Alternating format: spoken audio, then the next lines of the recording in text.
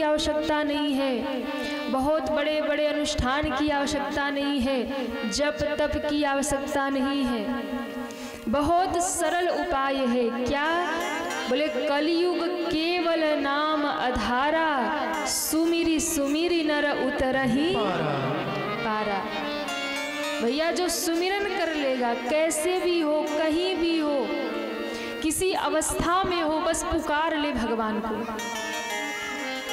किसी जाति का हो, किसी धर्म का हो, ऊंचा हो नीचा हो, पापी हो पुण्यात्मा हो, कैसा भी हो, भगवान ने कोई शर्त नहीं रखी है कि नहीं यही मुझे पाएगा।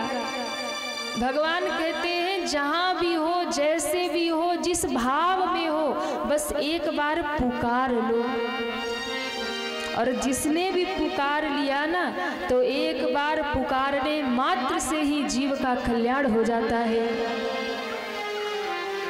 एक बार क्या हुआ, एक बड़ा नास्तिक व्यक्ति था, कभी कथा में नहीं जाए, कभी मंदिर नहीं जाए, कभी राम का नाम नहीं गाए।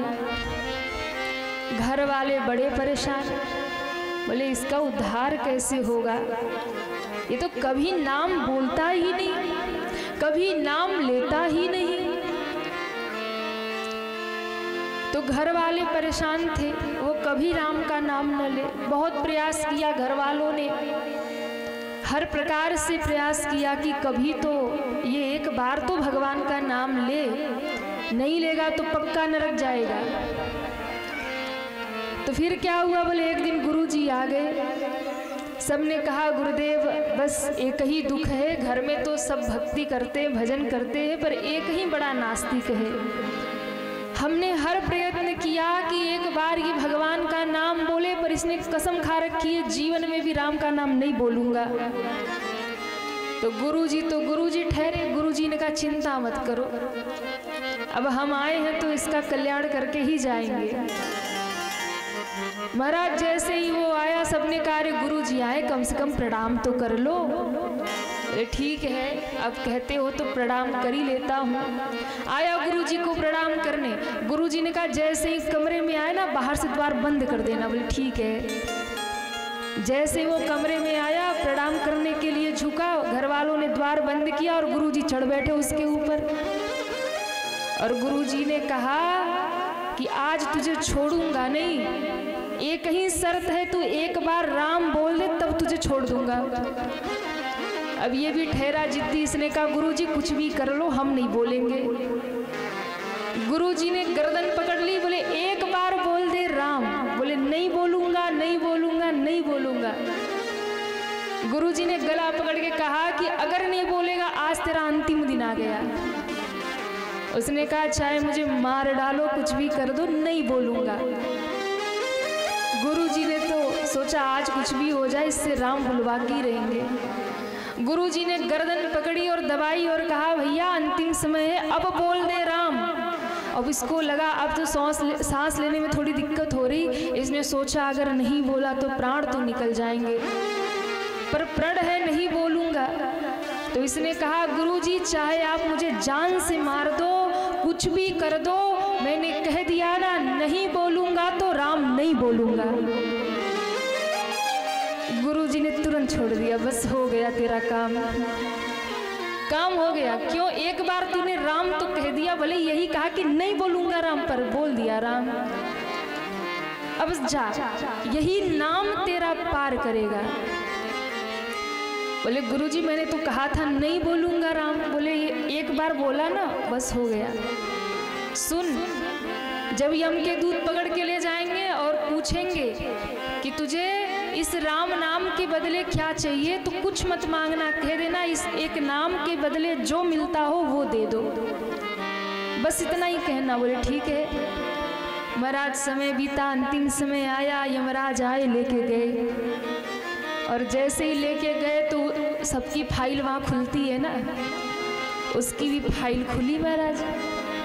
क्यों? जितने भी जीवन भर में पाप पुण्य धर्म अधर्म जो भी कर्म हम करते हैं, सबका वही खाता वही रखा है महाराज। जो भी हम करते हैं भगवान रोकने टोकने नहीं आते, क्यों पाप कर रहे हो, क्यों अधर्म कर रहे हो। भगवान कहते बेटा दे दिया मानव जीवन, जितना मनमानी करना है कर ले, हिसाब किताब तो इकट्ठे ही होगा तुम्हारा।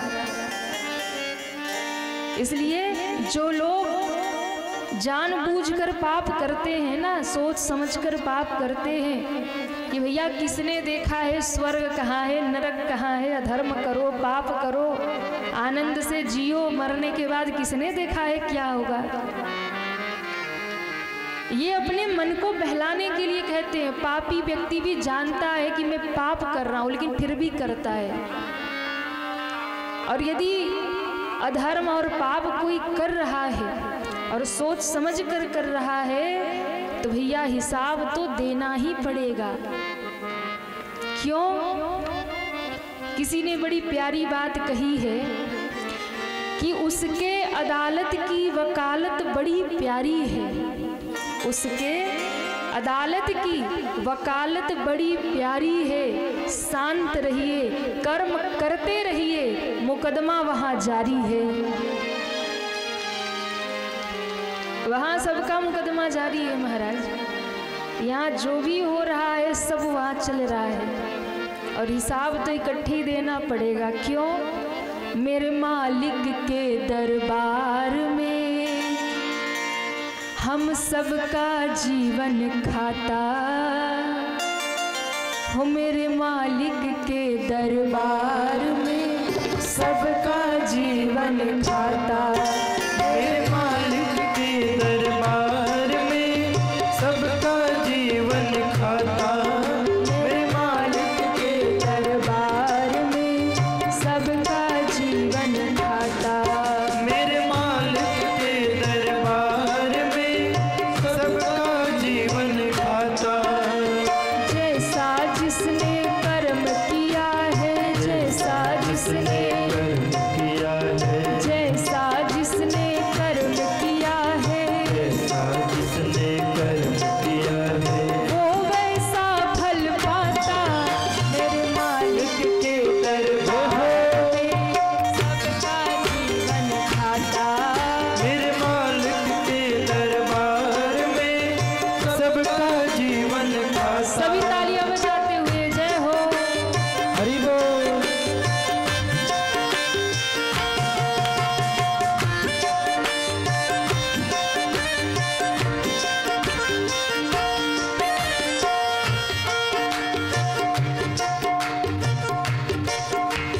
नहीं चले उनके घर रिश्वत, नहीं चले मनमानी।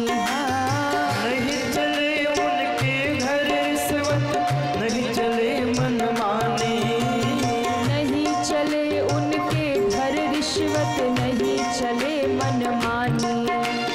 नहीं चले उनके घर रिश्वत, नहीं चले मनमानी। प्रभु की बही में लिखी हुई है सबकी कर्म कहानी। प्रभु की बही में लिखी हुई है सबकी कर्म कहानी। मेरे मालिक के दरबार सबका जीवन खाता। मेरे मालिक के दरबार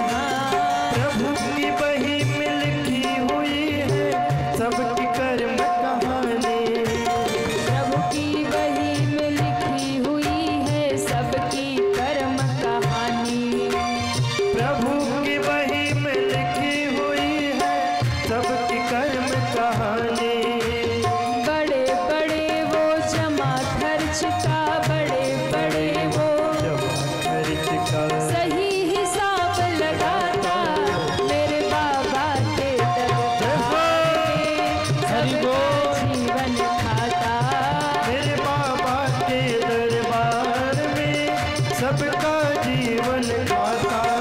मेरे मालिक के दरबार में सबका जीवन खाता।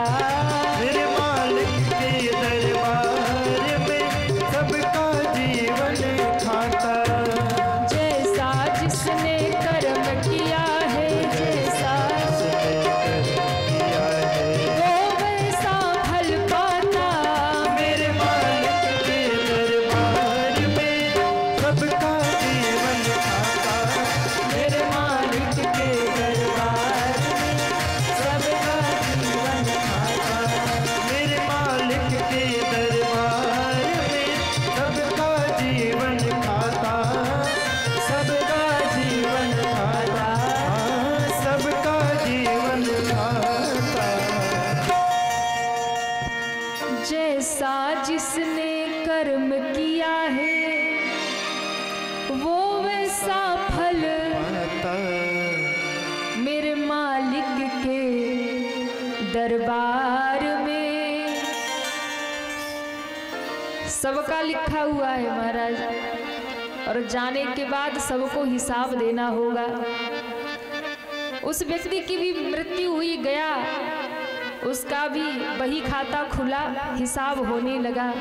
बोले भैया जीवन भर इसने कुछ अच्छा काम नहीं किया, पूरा मानव जीवन इसने बेकार गवा दिया, कभी अच्छा काम नहीं किया। लेकिन हाँ एक बात है, क्या? बोले एक बार बड़े आफत में पड़कर जबरदस्ती इससे एक बार राम नाम बुलवाया गया था, इसलिए प्राण बचाने के लिए आफत में पड़ने पर इसने केवल एक बार राम नाम बोला है। तो यमराज जी ने कहा अच्छा ठीक है, फिर पूछो उसको कि पहले उसको अपने जीवन भर के सारे कर्मों का फल चाहिए या एक बार राम नाम बोला उसका फल चाहिए। उससे पूछा गया, उसको गुरु जी की बात याद आ गई कि पहले राम नाम का फल मांग लेना, बोलना जो मिलेगा वो दे दो। तो इसने कह दिया कि ठीक है, मैंने जीवन में कोई अच्छा नहीं किया, उसकी जो सजा है तो मिलेगी, लेकिन उसके पहले मैंने जो जीवन में एक बार राम नाम लिया है उसके बदले जो भी मिलता हो पहले मुझे वो दे दो। अब यमराज जी विचार करने लगे, एक बार राम नाम का फल क्या है।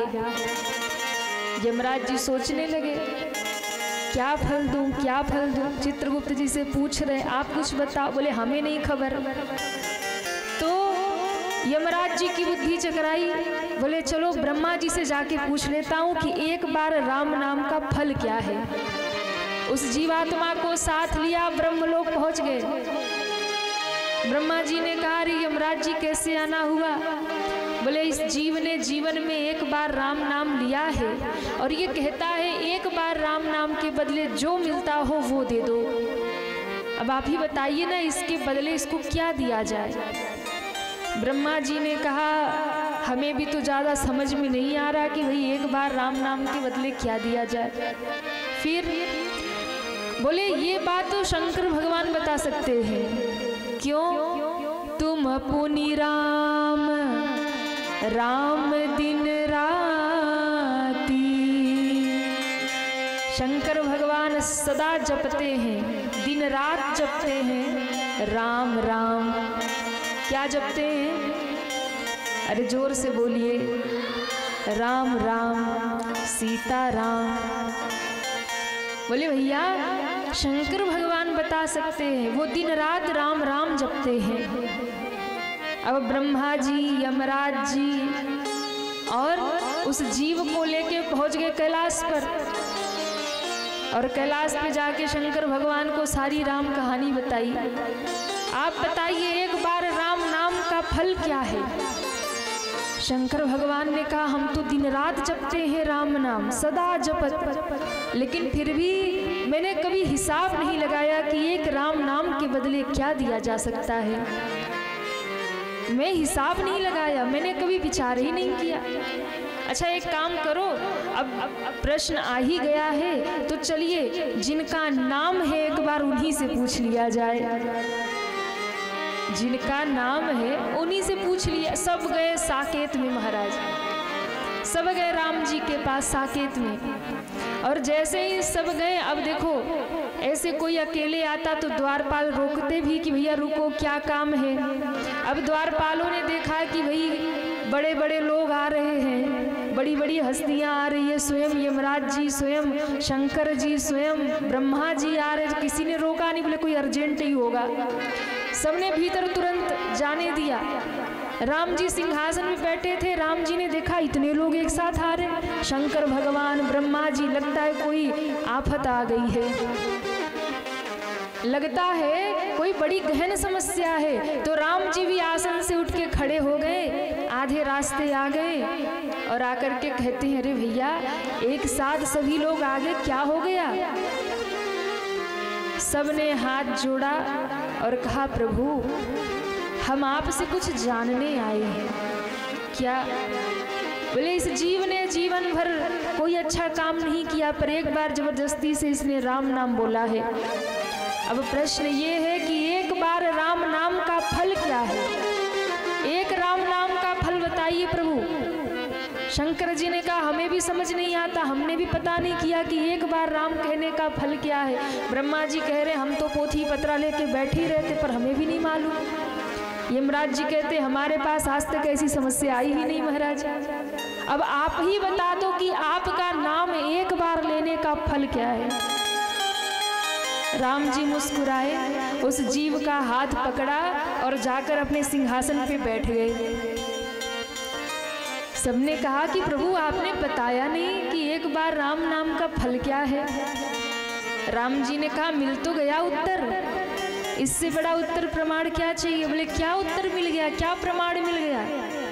बोले अरे भैया जिस जीव ने जीवन में कभी अच्छा कर्म नहीं किया हो, उस जीव को मेरे दरवाजे तक लेकर कौन आए हैं? यमराज जी लेकर आए हैं, ब्रह्मा जी, स्वयं शंकर जी, ये सब इसको लेकर मेरे द्वार तक आए हैं। और इसके आते ही मैं सिंहासन से खड़ा हो गया और इसको लेकर मैं अपने सिंहासन पे बैठ गया। अब इससे बड़ा राम नाम का फल और क्या चाहिए। अब इससे बड़ा भी कोई फल हो सकता है। एक बार राम नाम लिया इसने तो ब्रह्मा जी, शंकर जी, यमराज जी सब लेके मेरे द्वार, मैं उठ के खड़ा हुआ, इसको लेके विराजमान हुआ। तो भैया राम नाम की इतनी बड़ी महिमा है कि पापी से पापी व्यक्ति भी भूल से भी यदि एक बार राम नाम ले ले तो उसका उद्धार कर देती है। फिर हम और आप तो प्रेम से गाते हैं, तो राम जी क्यों ना उद्धार करेंगे। हम लोग प्रेम से गाएंगे तो क्यों नहीं उद्धार करेंगे। जब एक बार कोई कह ले, पापी भी कह ले तो भी उद्धार हो जाता है। इसलिए कलयुग में बहुत सरल मुक्ति का साधन है भगवान का नाम। कलयुग केवल नाम आधारा, कलयुग केवल नाम आधारा। सुमिरी सुमिरी नर उतरहि पारा, सुमिरी सुमिरी नर उतरहि पारा, उतरहि पारा, उतरहि पारा, उतरहि पारा। बोलिए राघवेंद्र सरकार की जय हो। हम और आप सभी ने कल की कथा यात्रा को जहाँ विश्राम किया, वहीं से पुनः यात्रा को लेकर हम सभी आगे बढ़ेंगे। कल की कथा कहाँ विश्राम हुई थी? कहाँ विश्राम हुई थी? पुष्प वाटिका में। अच्छा माताएं भूल गई थी क्या?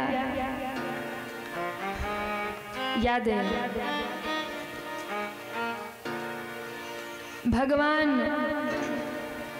राम ने पुष्प वाटिका में जानकी जी का दर्शन किया। जानकी जी को भी भगवान राम का दर्शन हुआ। मैया गौरी का आशीर्वाद प्राप्त हुआ। मैया जानकी लौटकर महल में आई। इधर भगवान भी पुष्प लेकर लौटे, गुरुदेव को पुष्प दिया और गुरुदेव ने पूजन किया। अब गुरुजी ने लक्ष्मण जी को कहा कि तुम तो कह रहे थे कि गुरुदेव फल भी मिलेगा फूल भी मिलेगा, लेकिन फल लेकर नहीं आए, खाली फूल लेकर आए। लक्ष्मण जी ने कहा गुरुदेव वो तो हमारी भूल थी, जो हमने कहा हम फल भी ले आएंगे। क्यों? क्योंकि फल देने का अधिकार शिष्य का थोड़ी होता है। शिष्य तो अपने श्रद्धा के पुष्प अपने गुरुदेव के चरणों में चढ़ाता है, अपने गुरु के प्रभु के चरणों में श्रद्धा का पुष्प चढ़ाता है। फल देने का काम तो गुरु और प्रभु का हुआ करता है। इसलिए फल तो गुरुदेव आप देंगे। हम तो श्रद्धा के पुष्प चढ़ा रहे, हम तो प्रेम के पुष्प चढ़ा रहे, आपको पुष्प समर्पित कर रहे, फल तो आपको देना है। गुरुजी मुस्कुराए, पूजन किया, और जब पूजन गुरुजी ने किया और पूजन करके उठे तो दोनों भाइयों ने, राम और लक्ष्मण दोनों भैयाओं ने आकर के गुरुदेव को प्रणाम किया। और मेरे राम जी का स्वभाव कितना निश्चल है, कितना सरल है। छल तो मेरे राम जी को छूता ही नहीं है महाराज। राम जी ने पुष्प वाटिका में सीता जी का दर्शन किया था ना, सब गुरु जी को बता दिया। गुरु जी हम पुष्प लेने गए थे ना, तो ये धनुष यज्ञ जिनके कारण हो रहा, वो जनक जी की बेटी वहाँ आई थी और हमें देख के बार बार मुस्कुरा रही थी। गुरुजी ने कहा अच्छा।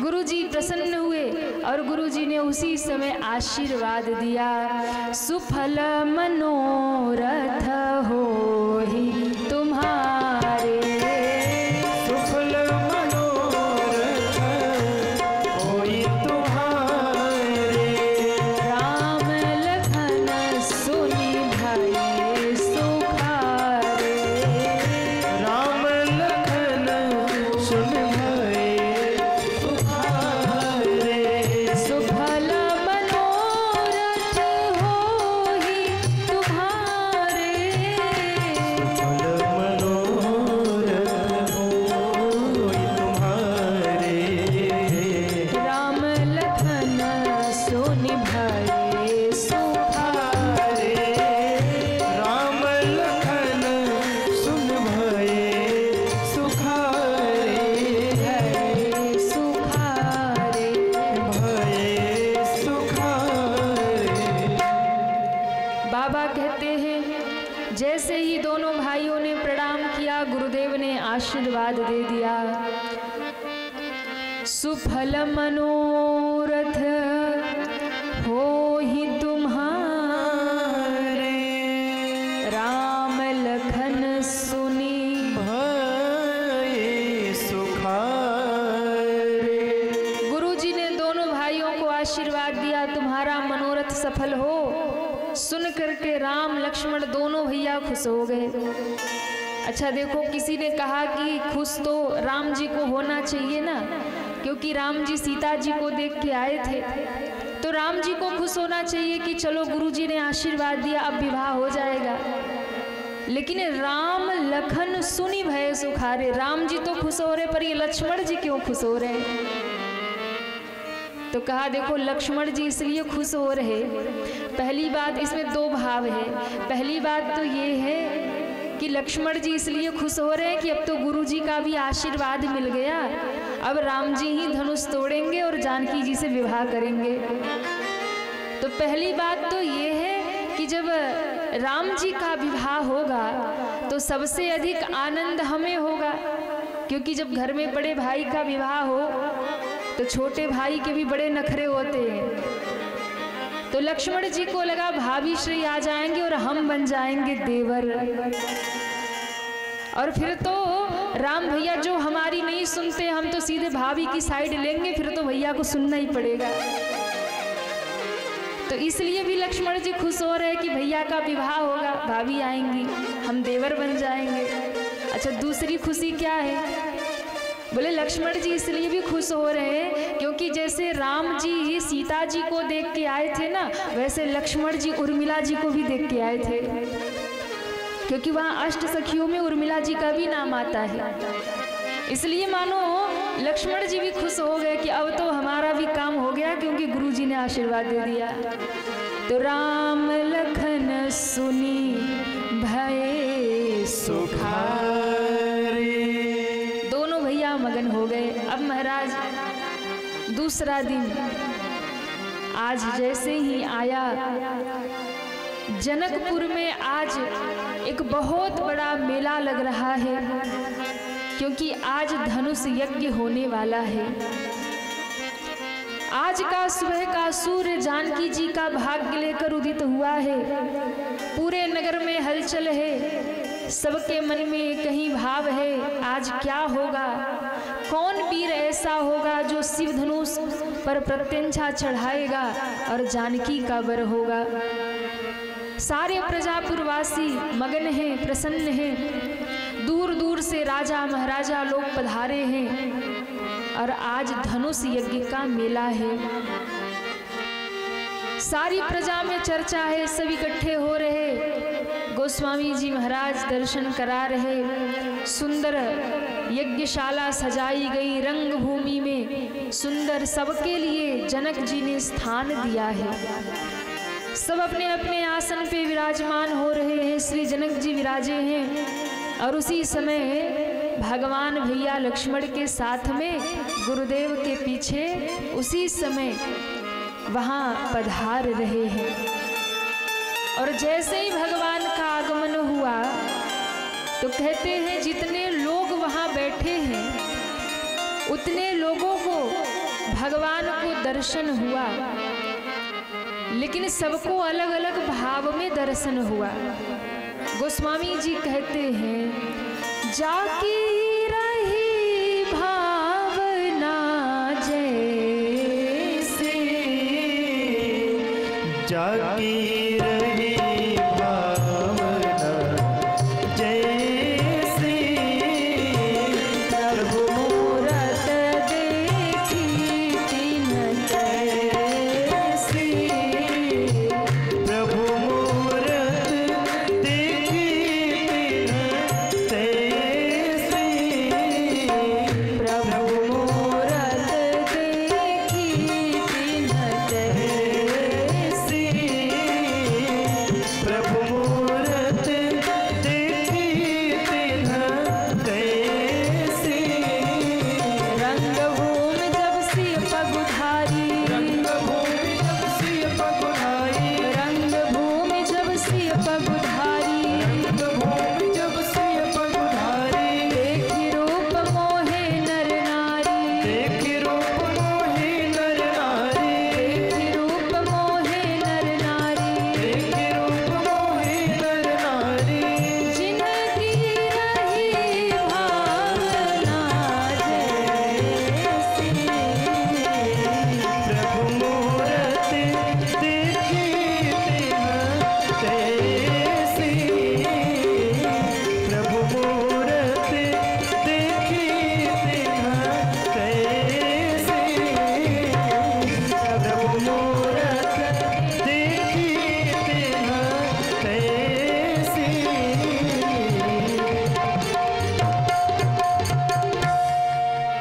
बाबा कहते हैं जैसे ही भगवान ने रंगभूमि में अपने चरण रखे, जिसकी जैसी भावना थी उस भावना के अनुसार ही उसको भगवान का दर्शन हो रहा। वहाँ जितने भी लोग बैठे हैं जनक और सुनैना को अपने पुत्र के रूप में दिख रहे।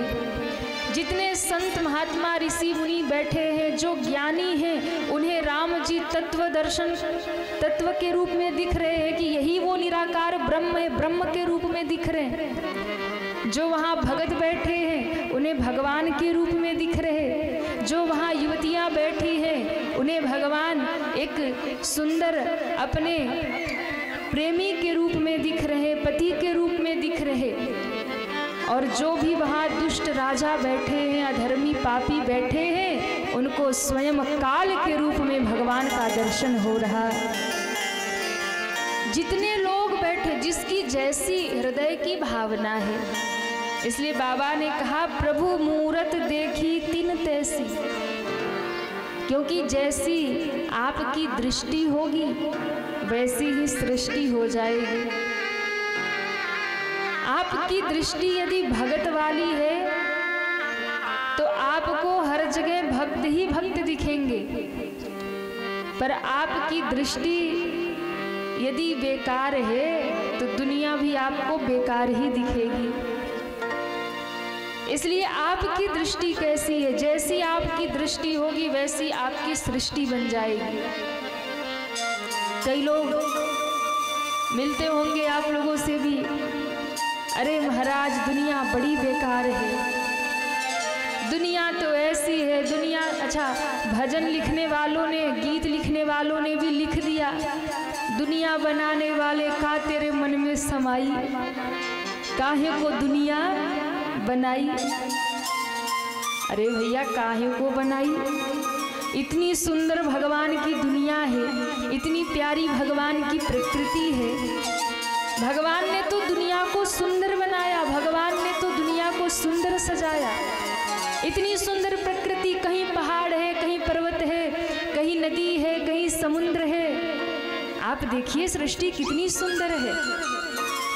बेकार तो हम लोगों ने किया है महाराज। हाँ, भगवान ने तो दुनिया सुंदर बनाई, इंसान सुंदर बनाए, पर महाराज दुनिया में गलत तो हम ही करते हैं और दोष भगवान को देते हैं। काहे को दुनिया बनाई, क्योंकि हमारी दृष्टि गलत हो गई, और जब दृष्टि गलत हो गई तो हमारी नज़र में सृष्टि गलत हो गई। इसलिए यदि दृष्टि बदल गई तो दृष्टांत बदल जाते हैं। नजरें बदली तो नजारे बदल गए, कश्ती ने रुख बदला तो किनारे बदल गए, और यदि आपकी दृष्टि बदल गई तो सारी सृष्टि ही बदल गई महाराज।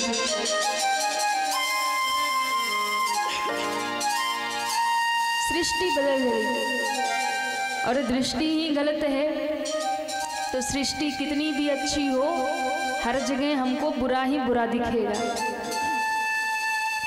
तो देखने का अपना नजरिया, देखने का अपना भाव होना चाहिए।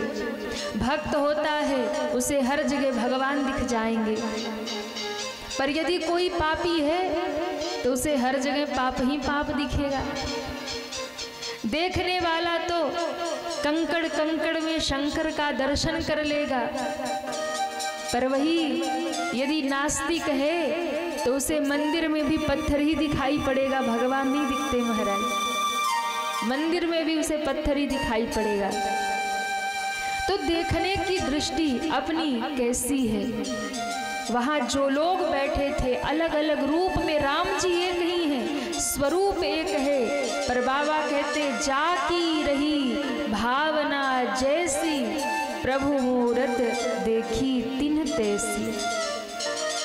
जानकी जी का आगमन सखियों के साथ में हुआ, और जानकी जी का स्वरूप जब देखा, रंग भूमि जब सिय पगुधारी, देख रूप मोहे नर नारी।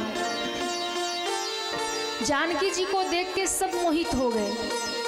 देख रूप मोहे नर नारी, जितने भी स्त्री पुरुष नर नारी वहाँ बैठे थे, सीता जी को देखकर सब मोहित।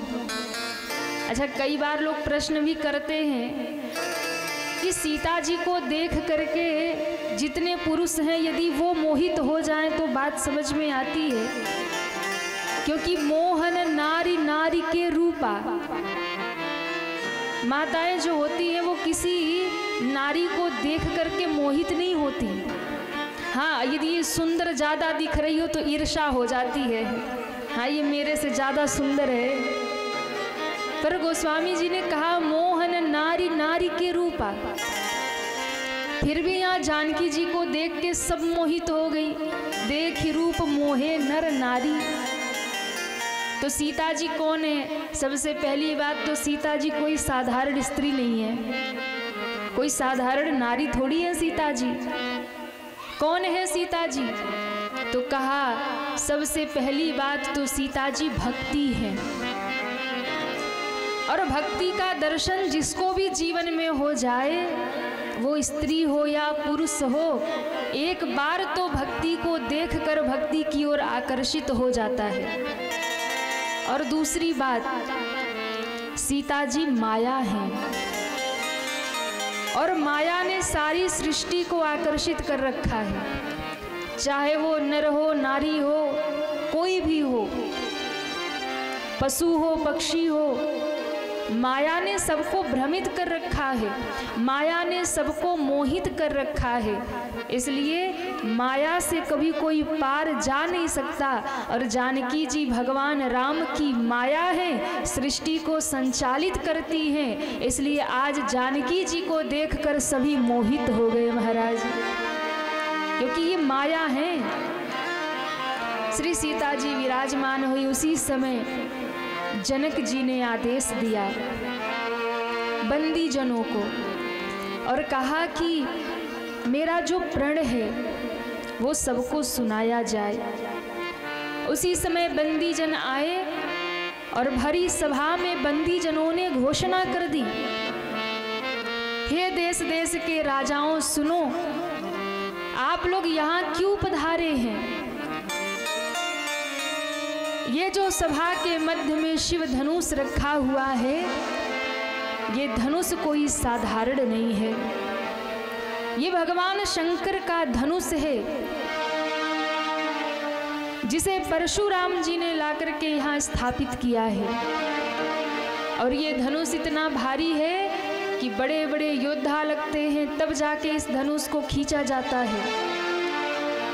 पर एक बार हमारी लाडली किशोरी जानकी जी ने बचपन में खेल ही खेल में इस धनुष को अपनी एक ही हाथ से उठा लिया, और जब एक हाथ से धनुष उठाया और इस दृश्य को महाराज ने देखा, उसी समय प्रण हो गया कि जो भी वीर इस शिव धनुष को उठाकर प्रत्यंचा चढ़ाएगा, वही जानकी का वर चुना जाएगा। इसलिए बंदी जनों ने पुकार कर कहा, बोले बंदी बचन बर, सुनहु सकल महिपाल, पन विदेह कर कहीं हम भुजा उठाए विशाल। जनक राज जी का कठिन प्रण, सुनो सुनो सबको, जो तोड़े शिव धनुष को, सो सीता पति होए। बंदी जनों ने भरी सभा में ऐलान कर दिया, हे देश देश के राजाओं, ये भगवान शंकर का धनुष पिनाक यहाँ पड़ा हुआ है। जो भी वीर आज इस धनुष पर प्रत्यंचा चढ़ाएगा, महाराज का प्रण है, जानकी जी आज उसका वरण करेंगी, वही जानकी का वर होगा। जैसे ही महाराज घोषणा हुई, सारे राजा उठ के खड़े हुए और दौड़े धनुष की ओर। सबको बिठाया, अरे भैया बैठो बैठो, क्यों एक साथ नहीं आना है, एक एक करके आइए। और एक एक करके आके अपने अपने बल का अनुमान लगाइए। सब राजा आए, सबको अवसर मिलेगा। अच्छा देखिए, जनक जी ज्ञानी हैं और जनकपुर ज्ञानियों की नगरी है। बंदी जनों ने घोषणा तो कर दी, लेकिन साथ ही साथ में ये भी कह दिया कि ये शंकर जी का धनुष क्या है। बोले, हे राजाओं, तुम्हारा बल चंद्रमा के समान है। राजाओं का बल कैसा है? चंद्रमा के समान। राजा लोग एकदम खुश हो गए, फूले जा रहे, अच्छा हमारा बल चंद्रमा है। तो शिव धनुष क्या है? बोले शिव धनु राहु। ये शंकर जी का धनुष राहु की तरह है और तुम्हारा बल चंद्रमा की तरह है। अब देखिए, बंदी जनों ने, जो ज्ञानी होते ना, वो सार की बात करते हैं। अब इतना जब कहा तो जो ज्ञानी राजा बैठे थे, समझदार राजा तो समझ गए, पर मूर्ख राजा कहाँ समझने वाले। समझदार राजाओं ने कहा, भैया देखो, ये कह रहे हैं कि हमारा बल चंद्रमा है और शिव धनुष राहु है, यानी राहु क्या करता है, बोले चंद्रमा को ग्रस लेता है। यदि हम इसके पास जाएंगे तो ये शिव धनुष हमारे बल को ग्रस लेगा। इसका अर्थ ये है कि ये धनुष हमारे बस का नहीं है। तो ज्ञानी राजाओं ने विचार किया, ऐसा क्यों कहा? बोले ऐसा इसलिए कहा क्योंकि देखो सीता जी कौन है, बोले धरती की बेटी हैं, और हम लोग कौन हैं, हम लोग भूपति हैं, हम लोग धरती के स्वामी हैं। और इस नाते से अगर देखा जाए तो सीता जी हमारी बेटी हुई, ये धरती की बेटी है, हम भूपति हैं, और इस नाते से यदि देखें तो सीता हमारी बेटी समान हो गई और हम उनके पिता हो गए।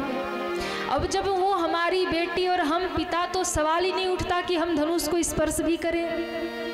क्यों? क्योंकि भैया कोई पिता अपनी बेटी से विवाह की बात भी सोचे तो इससे बड़ा पाप दुनिया में कोई और नहीं हो सकता। इसलिए जो बुद्धिमान राजा थे वो बैठ गए, बोले हम धनुष को स्पर्श नहीं करेंगे। पर मूर्ख राजा उछल कूद कर रहे, हम तोड़ेंगे, हम तोड़ेंगे। बुद्धिमान राजा बैठे, मूर्ख राजा उछल कूद कर रहे। तो जितने मूर्ख राजा थे सबने कहा, क्यों तुम लोगों को धनुष नहीं तोड़ना? क्या तुम लोग धनुष देखकर डर गए या ये सुनकर डर गए कि ये शिव धनुष राहु है? जो ज्ञानी राजा थे उन्होंने कहा, देखो हम भी आए थे धनुष तोड़ने, ऐसा नहीं कि हमारे पास बल नहीं है, ऐसा नहीं कि हम धनुष नहीं उठा सकते हैं, हम भी आए थे इसी भाव से कि धनुष तोड़ेंगे, जानकी से विवाह करेंगे।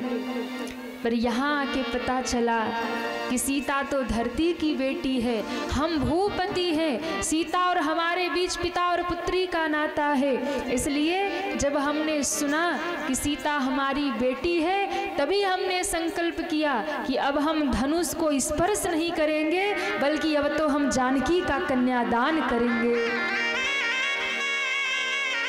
अब तो हम जानकी का कन्यादान करेंगे, वो हमारी पुत्री है। पर मूर्ख राजा कहाँ समझने वाले, ज्ञानी राजा नहीं उठे, बैठे रहे।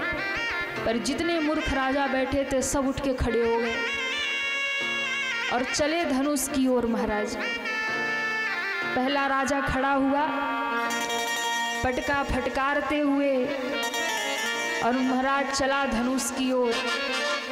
बोले धनुष तो हम ही तोड़ेंगे। गोस्वामी जी कहते जैसे ही एक राजा चला, चले इष्ट देवन सिर नाई, चले इष्ट देवन सिर नाई, परिकर बांधी उठे अकुलाई, परिकर बांधी उठे अकुलाई, चले इष्ट देवन सिर नाई, चले इष्ट देवन सिर नाई। एक राजा खड़ा हुआ पटका फटकारते हुए, परिकर बांधी उठे अकुलाई, और अपने इष्ट देव को याद किया, हे प्रभु आज हमसे धनुष तोड़वा देना। और कह करके जैसे ही चला, एक राजा तोड़ने गया तो उसके पीछे जितने उसके पड़ोसी राजा थे ना, वो सब हाथ जोड़े और कहते हे प्रभु कुछ भी हो जाए पर इस राजा से धनुष मत तोड़वाना। अब भगवान ने कहा एक व्यक्ति कहता है तो उसकी बात क्या सुने, जो सब कह रहे हैं उसकी बात सुननी चाहिए। बहुमत की सरकार होती है ना, तो भगवान ने कहा जो सब मिलके कह रहे हैं उसकी सुननी चाहिए। चला महाराज, धनुष को पकड़ा, उठाने का प्रयास, धनुष हिला भी नहीं। कभी इधर से उठाए, कभी इधर से उठाए, कभी बीच से उठाए, कभी बैठ के उठाए, कभी लेट के उठाए, पर अंत में धनुष हिला नहीं। अब सिर लटका के वापस आ रहा। दूसरा राजा खड़ा हुआ, बोले हम तोड़ के दिखाएंगे। जैसे ही चला, जिससे नहीं उठा था उसने कहा जाओ, अभी तो बड़े चिल्लाते जा रहे हम उठाएंगे, जैसे ही पकड़ोगे तब समझ में आएगा, ऐसे समझ में नहीं आएगा, पहुंचो धनुष के पास तब समझ में आएगा। सारे राजा एक एक करके आए, धनुष उठाने लगे, किसी से धनुष तिल भर भूमि न सकई छोड़ाई, किसी से धनुष हिला नहीं। अंत में बोले सारे राजा एक साथ खड़े हो गए और 10,000 राजा एक साथ खड़े होकर चले।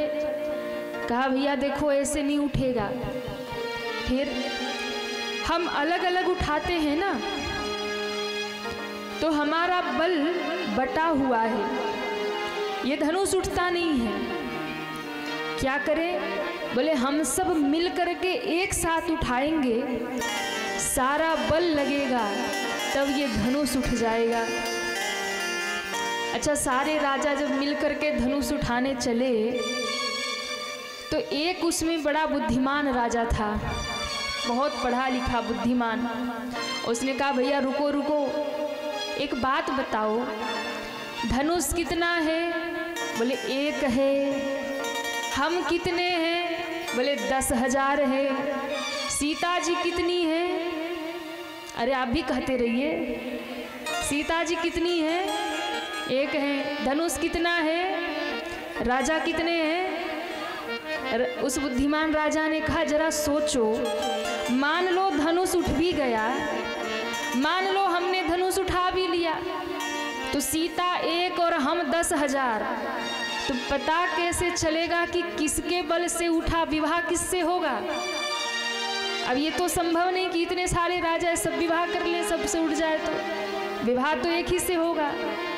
तो दूसरा वाला उससे भी बड़ा बुद्धिमान था, उससे भी बड़ा पढ़ा लिखा, मुंगेर के आसपास का रहा होगा, नहीं मुंगेर का नहीं था, आसपास का था, उससे भी ज़्यादा पढ़ा लिखा। उसने कहा देखो पहले धनुष तो उठ जाए, फिर धनुष उठने के बाद हम सब आपस में युद्ध करेंगे, एक दूसरे से लड़ेंगे, एक दूसरे को मारेंगे, और फिर बोले युद्ध में अंतिम में जो विजयी होगा, जो बचेगा वही सीता से विवाह कर लेगा। सारे मूर्खों ने ताली बजाई, वाह वाह वाह वाह वाह, बहुत बढ़िया सुझाव। अब आप सोचिए कि एक जानकी से विवाह करने के लिए 10,000 मरने को तैयार है। अब ये बुद्धि में नहीं आ रहा कि हम मर ही जाएंगे तो बाद में मिलेगा क्या। पर सब मूर्ख राजा खड़े हो गए, बोले उठाओ धनुष।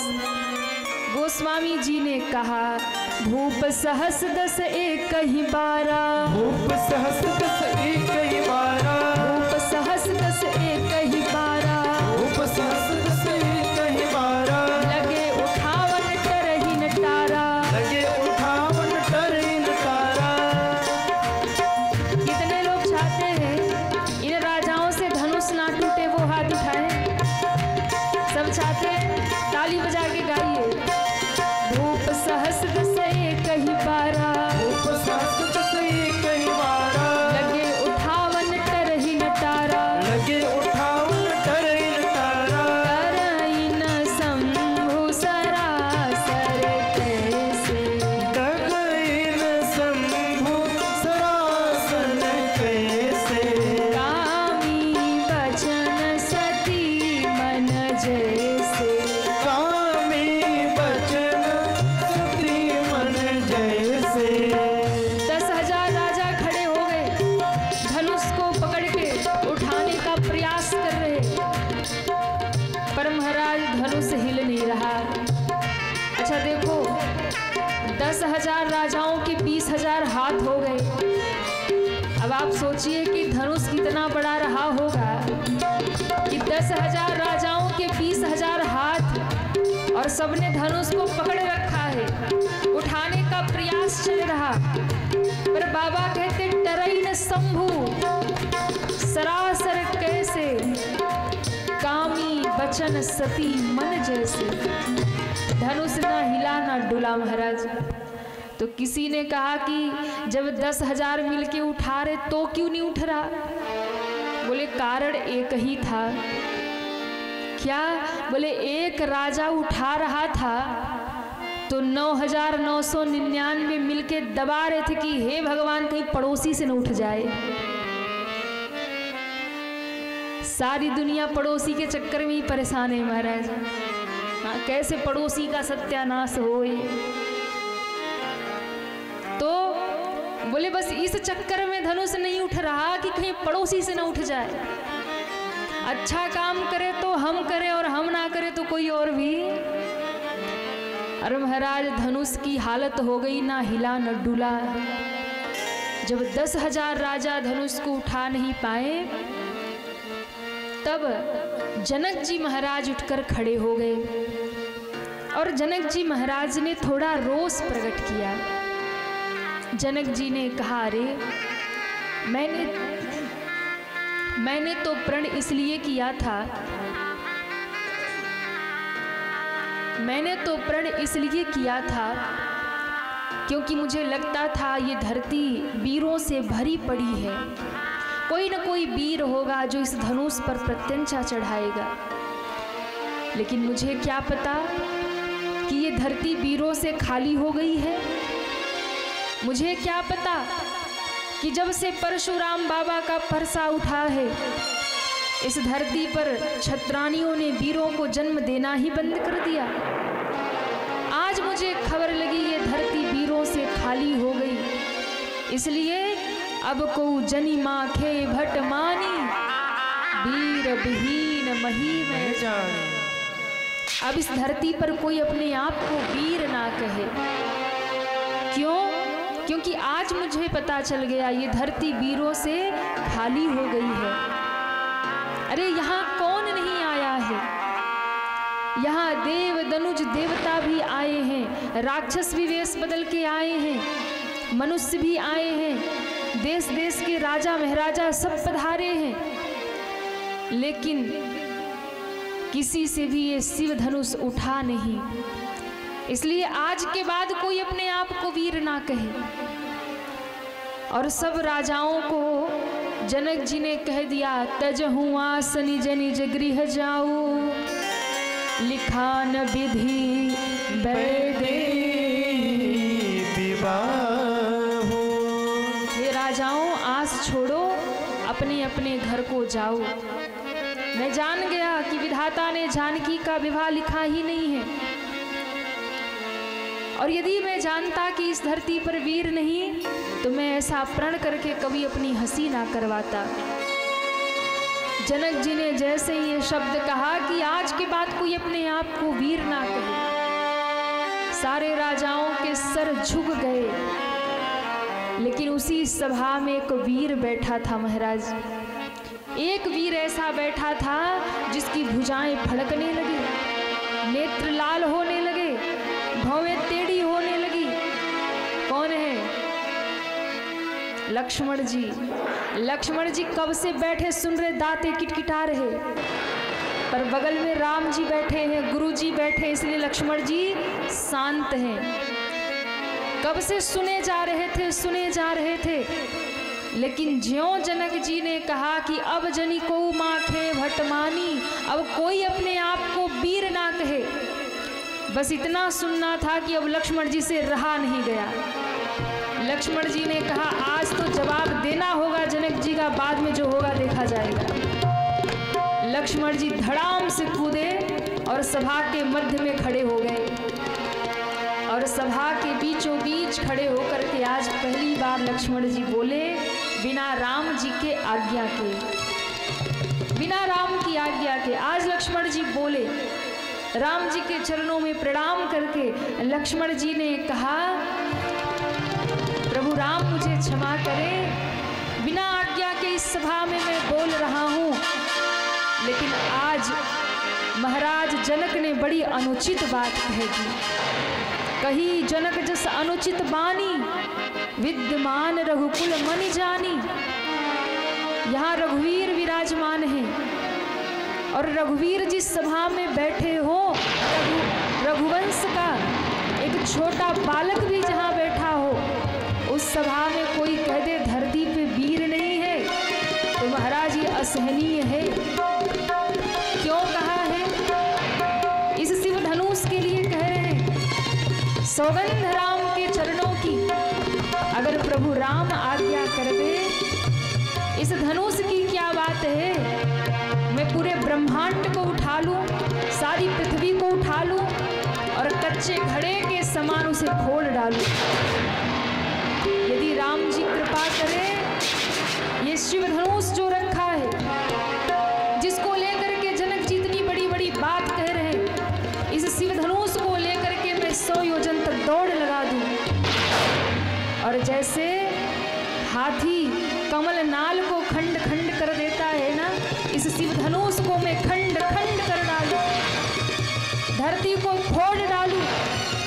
और यदि ऐसा नहीं किया तो राघवेंद्र सरकार के चरणों की सौगंध, क्षत्रिय धर्म त्याग दूंगा, धनुष बाण को जीवन भर हाथ नहीं लगाऊंगा।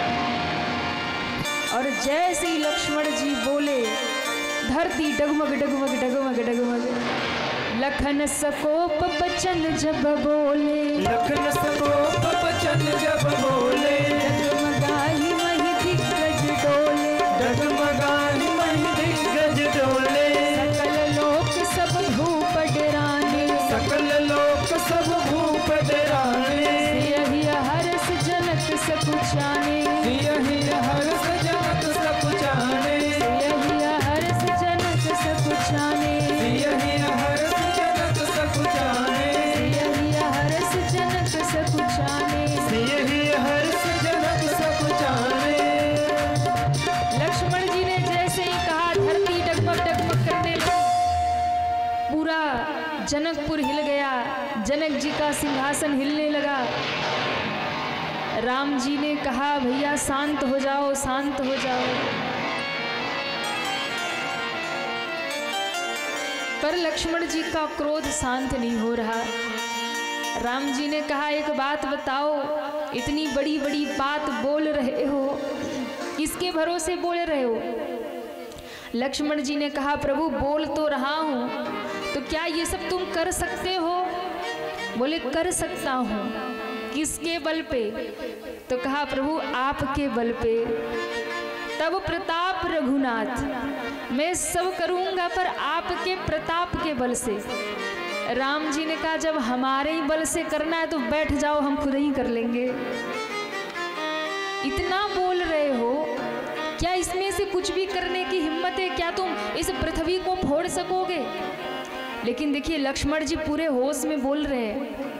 कई बार व्यक्ति जब क्रोध में होता है ना, तो वो कुछ भी बोलता है, कुछ भी बात जो भी उसके मन में आए बोल दे, बिना सोचे समझे बोल देता है। लेकिन लक्ष्मण जी का विवेक देखिए, क्रोध में भी बोल रहे हैं ना, तो पूरे धैर्य के साथ बोल रहे हैं, पूरे विवेक में बोल रहे हैं।